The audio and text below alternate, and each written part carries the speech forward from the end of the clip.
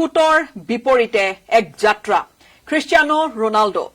এতিয়াও তেওঁ থমকি ৰোৱা নাই আৰু এতিয়াও তেওঁ কোটি কোটি বিশ্বৰ কোটি কোটি অনুৰাগীৰ আশা সজীৱ কৰি ৰাখিছে স্বাগতম জনাইছো আমাৰ এই বিশেষ পোনপটীয়া সম্প্ৰচাৰলৈ ফিফাৰ কিছু কথা পাতিম বিশ্বকাপৰ কথা পাতি আছো এইকেইটা দিনত মই গীতাশ্ৰী আৰু মোৰ সৈতে আছে পিটাৰ এলেক্স টড এলেক্স এই যেটো কথা যে সময়ৰ খুটৰ বিপৰীতে আপুনি আজি আমি যেতিয়া লগ হৈছো অফিসত অহাৰ লগালগ আপুনি হেতু কথাই কৈছে যে সময়ৰ খুটৰ বিপৰীতে এই যেন এটা জুস এই যেন এটা যাত্ৰা এধাপ আগুৱাইছে কিন্তু এইবাৰ সন্মুখত ডাঙৰ প্ৰত্যাহ্বান আছে কি কয় কাৰণ ক্ৰিষ্টিয়ানো ৰনাল্ডো জানে সময় নাই সময় বহুত কম আৰু বিশ্বকাপ আৰু দুখোজমান আগবাঢ়িলে মানে সপোন সম্পূৰ্ণ হ'ব গতিকে সময়ৰ বিপৰীতে এইটো কাৰণে কাৰণ তেখেতৰ বয়সৰ কথা আছে নহল তেখেতৰ যদি আজি বয়স 10 বছৰ কম হৈ থাকিলে তেতিয়া বহুত সময় থাকিলে হয় মেসি সময়ৰ বিপৰীতে গৈ পেলাই নিজৰ কামটো কৰিলে গতিকে ৰনাল্ডোৰ ওপৰত প্ৰেছাৰ ডেফিনেটলি এটা আছে যে মই কি ধৰণে আমি আগুৱাই যাম আৰু তেখেতৰ যিসকল অনুৰাগী কোটি কোটি অনুৰাগী তেখেতসকলক কি ধৰণে মই এটা মানে গিফট এটা দিব পাৰো উপহাৰ এটা দিব পাৰো এইবাৰ টুৰ্নামেন্টৰ আৰম্ভণিৰে পৰা আমি এই ভিডিঅ'বোৰ আসলতে সকলোৱে চাগে ইনষ্টাগ্ৰাম সকলোৱে চাই থাকে ইনষ্টাগ্ৰামত বহুতে দেখিছে হয়তো যে ৰনাল্ডো বুলি ক'লে ইমোশনছটো কেনেকুৱা তেওঁ হোটেলৰ পৰা ৱেভ কৰিছে কৰবাত তেওঁ ভামোস কৈছে আৰু তেওঁ চাবলৈ কেনেকৈ আসলতে হাৰি হাৰিকৈ মানুহ ৰৈ আছে কানাডাৰ টৰন্টোৰ হোটেলৰ সন্মুখত ভিৰ এতিয়া চাওক এতিয়া ৰনাল্ডোৰ কথা এতিয়া কানাডাত ফুটবল কিমান জনপ্ৰিয় হয় নহয় আমি ইমান গম নাপাওঁ আৰু ডেফিনেটলি ফাৰ্ষ্ট প্ৰিফাৰেন্স নহয় কিন্তু ৰনাল্ডো বুলি ক'লে ফুটবল বুলি ক'লে প্লেয়াৰ কিছুমান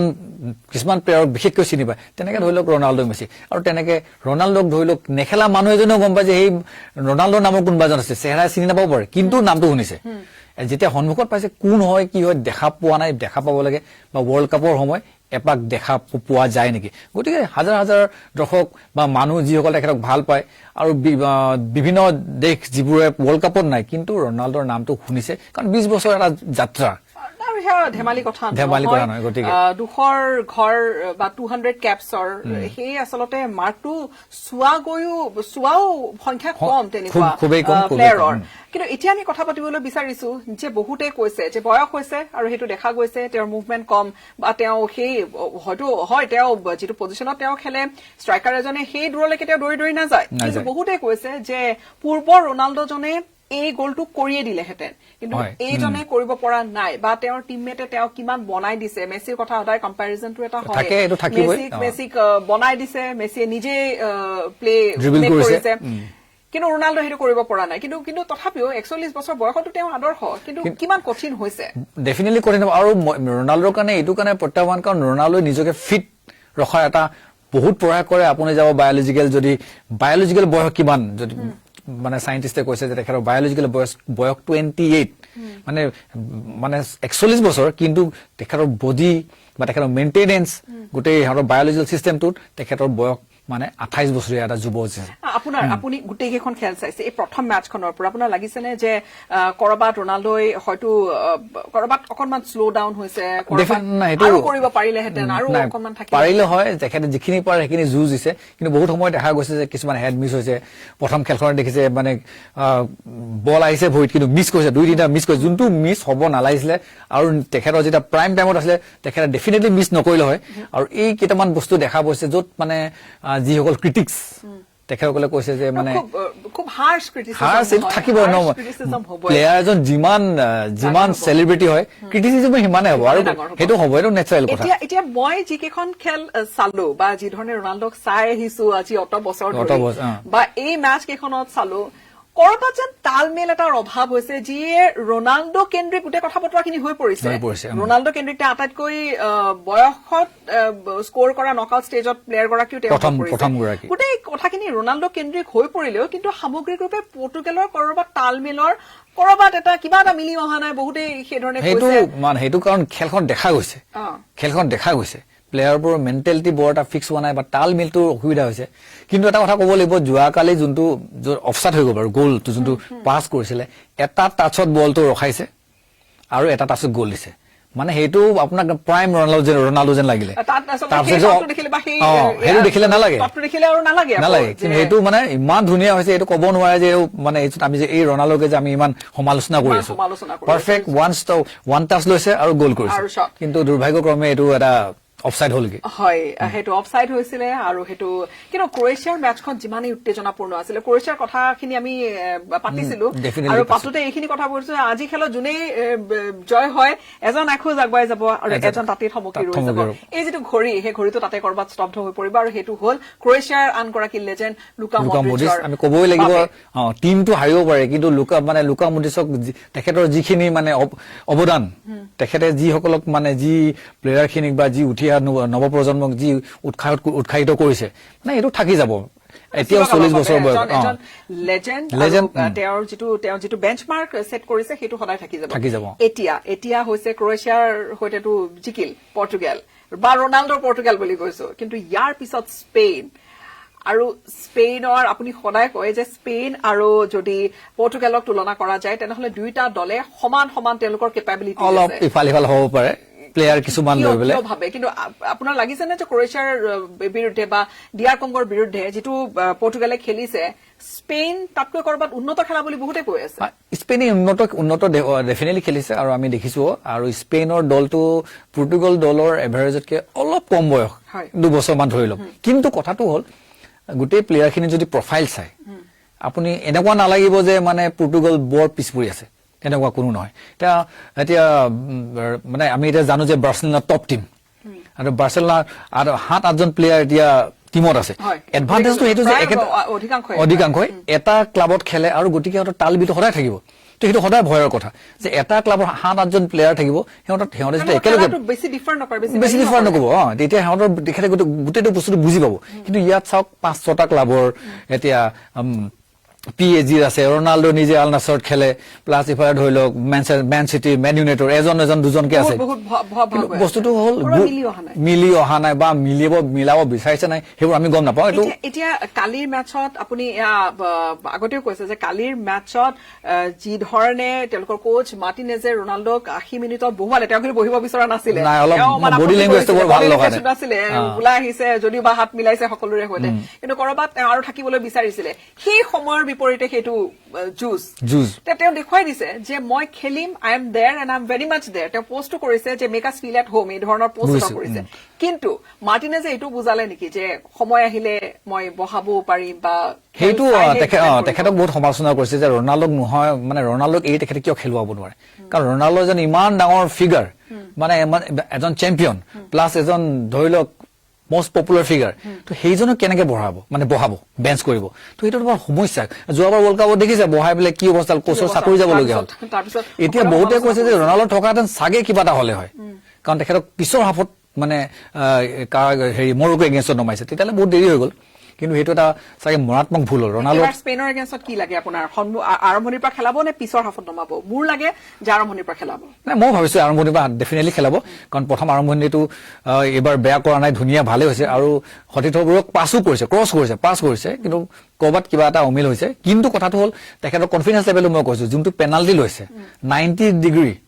জেনেৰেলি এইটো মানুহে কেতিয়াও নামাৰে সদায় লেফট কৰ্নাৰ বা ৰাইট কৰ্নাৰ মাৰিব আৰু হাই স্পীডত মাৰিব প্লেচিং কৰিব কিন্তু ৰনাল্ডো যোনটো 90 ডিগ্ৰীত মাৰিছে গোলকিপাৰ পুনে সেইটো বহুত ৰিস্কি আৰু সেইটো ইমান পাৰফেকশনত মাৰিছে যে আত্মবিশ্বাস থাকিব লাগিব কনফিডেন্স আৰু আত্মবিশ্বাস আছে যে সেইটো শট হ'ব সেইটো গোললে পৰিৱৰ্তন হ'ব যদি সেইটো নোহোৱা হেতেন কি কাহিনী হলে সেইটো এটা কাহিনী হলে এইটো আপুনি বেলেগ এটা কথা পাতিবলগীয়া হলহেঁতেন কিন্তু কালি খেলখন মানে ইমান নাটকীয় হৈছে কিন্তু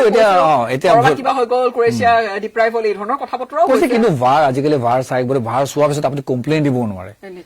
আৰু ইয়াত মানে ৰেফাৰী হলে চাওক যদি আমি মানুহ ভুল হ'ব পাৰে আৰু দুজন ৰেফাৰী দুটা মত হ'ব পাৰে কোনোবাই ক'ব এইটো হয় কোনোবাই ক'ব এইটো নহয় আৰু ইয়াত এতিয়া ভাৰ ডিচিশ্যন যিহেতু ফাইনেল তাৰ ওপৰত আমাৰ ক'বলগীয়া একো নাথাকে গতিকে সেইটো কাৰণে ৰেফাৰী কেইটা ক'ব নোৱাৰে যে ভুল হৈছে কি হৈছে কাৰণ ভাৰ ডিচিশ্যন লোৱাৰ পিছত তাত আপোনাৰ চিষ্টেম এটা আছে ক'বলগীয়া কোনো তাতে লৈছে তথাপিও বহুতে হয়তো ইয়াতে ক'ব যে কৰবাত ৰনাল্ডোৰ বাবে সুৰক্ষা দিয়া হ'ল বা এইবোৰ চলি থাকে পলিটিকেল টক চলি থাকে এই যিটো মূল কথাটো হৈছে এই যিটো ফুটৰ বিপৰীতে যিটো এটা শক্তিশালী ৰূপত যিটো আহিছে আৰু ইয়াত মই আৰু এটা কম্পেয়াৰ কৰিবলৈ বিচাৰিম বহুতেই কম্পেয়াৰটো কৰিছে ৰনাল্ডোৰ দল পৰ্তুগাল টেষ্ট হৈছে অৰ্থাৎ ডিআৰ কংগো কোনো গুণে এৰাই চলাবলগীয়া দল নহয় ডিআৰ কংগো উজবেকিস্তানৰ বিৰুদ্ধে খালি প্ৰথমবাৰ যিহেতু বিশ্বকাপত তাৰ পিছৰ যিখন মেচ আহিলে সেইখনো কলম্বিয়াৰ লগত ড্ৰ হৈছে অৰ্থাৎ কলম্বিয়াও শক্তিশালী বহুত শক্তিশালী ডিআৰ কংগো শক্তি অৰ্থাৎ পৰ্তুগাল টেষ্ট হৈছে কিন্তু এতিয়া সন্মুখত য'ত আচলতে আৰ্জেণ্টিনা বহুতে এনেকৈ ক'বলৈ বিচাৰে যে আৰ্জেণ্টিনাৰ এইবাৰ বিশ্বকাপত আৰ্জেণ্টিনাৰ সেই হোৱা নাই বহুতে কয় যদি তুলনা কৰা যায় কিন্তু এইবাৰ টেষ্ট বুলি ক'বলৈ গ'লে এইবাৰ যিখন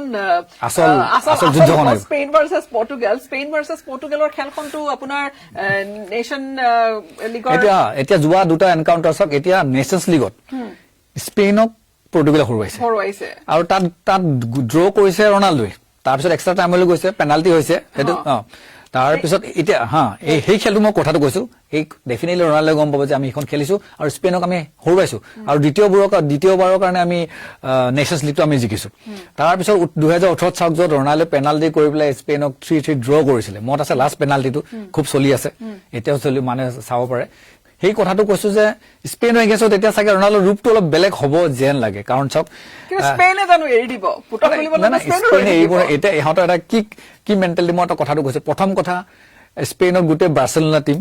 মই ৰনাল্ডো ক'ৰ পৰা চাপৰ্ট আহিব মই কৈছো এটাও ৰিয়েল মাদ্ৰিদৰ প্লেয়াৰ নাই গতিকে ৰনাল্ডো এক্স ৰিয়েল মাদ্ৰিদ এটা ইমোচন থাকিব যিমান যি হওক ৰনাল্ডো এটা ৰনাল্ডো যেতিয়া ভেকেশ্যনত যায় স্পেইনত এটা ল'ৰাটো গৈ পেলাই ৰিয়েল মাদ্ৰিদ প্ৰেক্টিচ কৰে মানে ৰিলেশ্যনটো মই কৈছো এতিয়া মানুহে ভাবে যে স্পেইনৰ টিমত এটাও ৰিয়েল মাদ্ৰিদ নাই গতিকে আমি ৰিয়েল মাদ্ৰিদ বুলি ৰনাল্ডো পৰ্তুগাল বুলিটো আছে কিন্তু ৰিয়েল মাদ্ৰিদ এটা ফিগাৰ এজন আমি দেখি আছো আৰু তেখেত এটা মেণ্টেল থাকিব ৰিয়েল মাদ্ৰিদ আৰু বাৰ্চেলোনা এটা সদায় সিহঁতৰ মাজত সদায় এটা কম্পিটিশ্যন এক্সট্ৰা এটা এফৰ্ট মই লগাও নেকি মোৰ মানে ক্লাবৰ নামত হ'ব পাৰে মানে এটা মই মেণ্টেলি বেকআপ মানে থাকিবই ক্লাব খেলা মানুহবিলাকৰ এটা চেলেঞ্জ থাকে যিহেতু স্পেইন হাৰিছে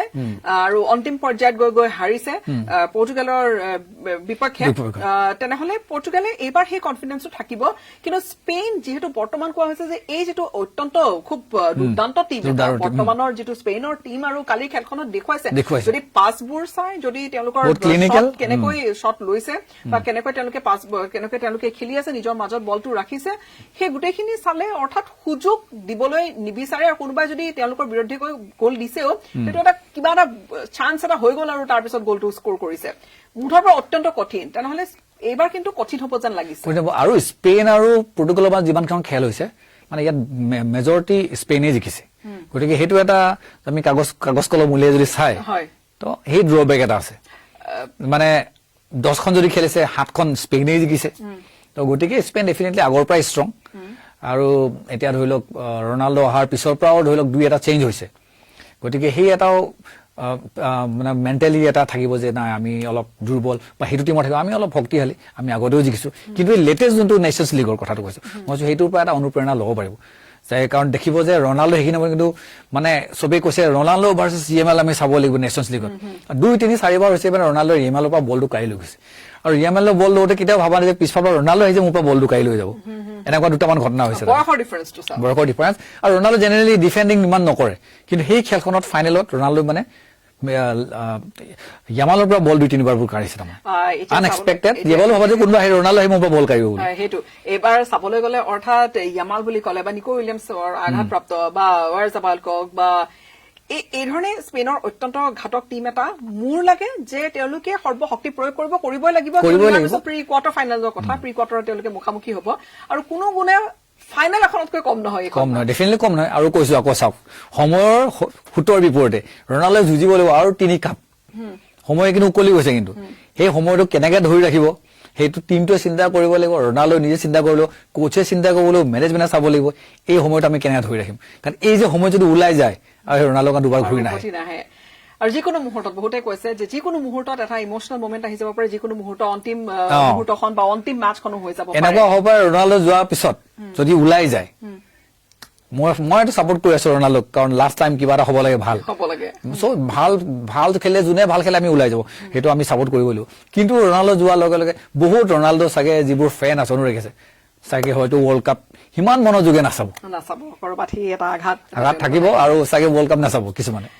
কিন্তু সেই মুহূৰ্তত ক'বলৈ গ'লে দুটা দল খুব শক্তিশালী দল, স্পেইন আৰু পৰ্তুগাল। আৰু আমি কথা পাতি আছিলো ৰোনাল্ডোৰ, কথা পাতি আছিলো 41 বছৰীয়া ৰোনাল্ডোৰ। ক্ৰিটিচিজম হৈছে কিন্তু সময়ত দেখুৱাইছে, যেতিয়া দেখুৱাবলগীয়া হৈছে দলটোক নেতৃত্ব দিছে আৰু সমালোচনা হৈছে সকলোৰে মুখ বন্ধ। কিন্তু এটা কথা এইটো চাবলৈ পৰ্তুগালক আগত কিমান চিনি পাইছিলে আৰু ৰনাল্ডো কিমান আগুৱাই লৈ গৈছিল,